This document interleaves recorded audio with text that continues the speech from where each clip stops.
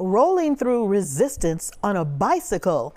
Kittie Knox was a biracial seamstress and dressmaker living in Boston in the late 1800s. She defied social expectations by taking part in a male-dominated sport and becoming a card-carrying member of the League of American Wheelmen. But she encountered more than a few bumps in the road. Now a series of plays is bringing her story to life. The Kittie Knox Plays is a trilogy performed outdoors and with bikes.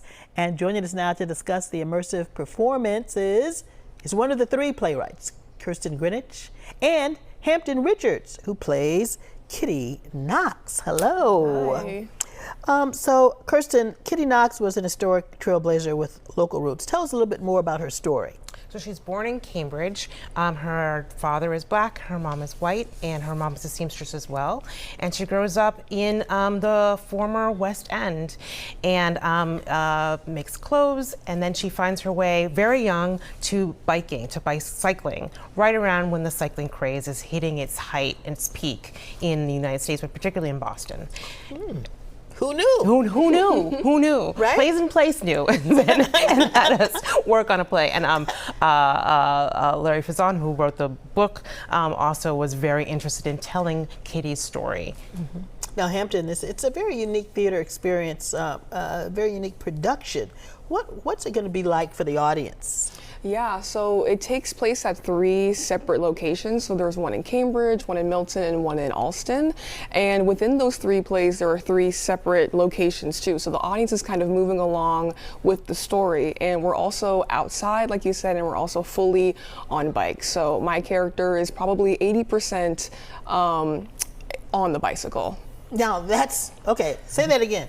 You're going to be on the bike most of the production. Yeah, most of the time I am on the bike, now, for sure. Are you a cyclist in real life? I wouldn't say I'm a cyclist. I would say I partake in the cycling craze. I've biked in the Boston streets before. It's not easy, but I love cycling. This play has reminded me how free it is to be on a bike in the city too, specifically in Boston. So it's given you a better appreciation of what biking is like. Yeah, absolutely. Yeah. Now, Hampton, we're in the middle of a mayoral election season. Yes, and one of the issues that has come up is bike lanes, and it seems that both drivers and cyclists are often at odds with each other on the streets of Boston. What do you think Kittie Knox would have to say about this controversy? Ooh, Kittie Knox, I feel like she would say, I have the right of way, and I feel like I'm the one who needs to be first in this battle. As a driver and a walker and a cyclist, I experience all sides of this fight, and I feel like Kittie Knox is definitely like biker first, driver passenger second. Okay, Kirsten, Place and Place partner with MassBike, which is an advocacy organization to stage this production. Are there connections between their work and the advocacy work of Kittie? Yes, well, Kittie, I think, very much saw herself as, I have this dream, and I'm not going to let anybody put a foil in that dream. And so one of the things about advocacy is fighting for our rights and our right to life, liberty, and the pursuit of happiness, which I definitely feel Kittie feels that was what biking was for her. And so that advocacy definitely was laced through the play, particularly in terms of how Kittie and her colleagues were fighting for equality in terms of these biking organizations that help to govern. So biking, one thing that I learned as I wrote this play is it was not just riding the bike. There were bands associated with balls. It was a whole way of life.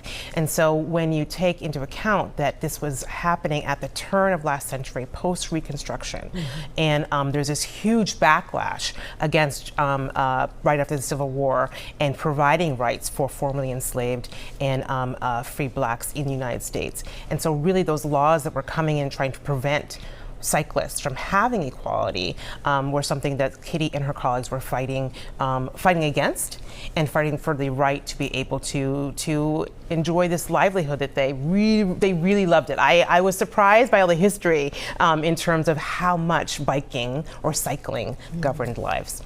Now, Kirsten, you're a renowned playwright, if I may brag on you for a second, and your plays often focus on the intersection of race and gender.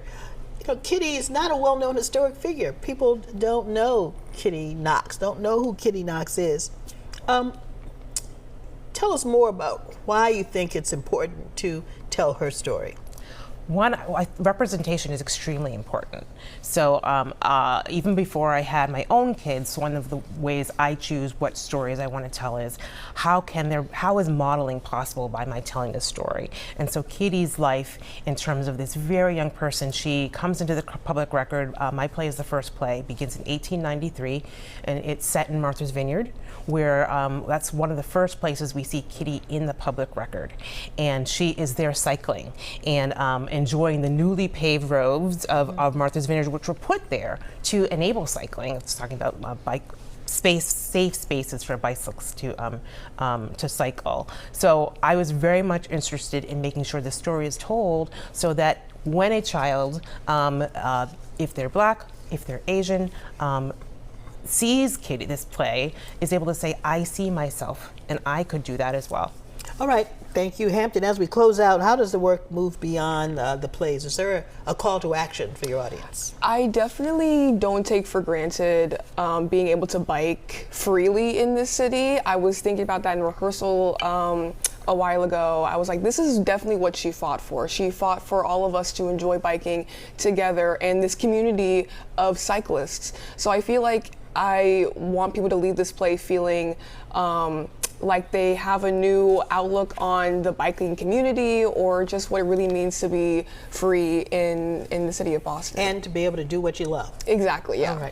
All right, Kirsten and Hampton, thank you so much for joining us. Everybody, the next shows are on Saturday, September 20th at the Eustis Estate Museum and Study Center in Milton, and on the 27th at Herder Park in Boston. And also coming up, Pulitzer Prize winning play Primary Trust is coming to the Speakeasy stage in Boston. That show runs through October 11th at the Stanford Calderwood Pavilion. Thanks so much for watching, everyone. Be sure to follow us on Facebook, Instagram, and you can follow me on X at Karen Holmes Ward. And you can watch the show on our very local app. It's free to download on your phone, tablet, or smart TV. Have a great afternoon.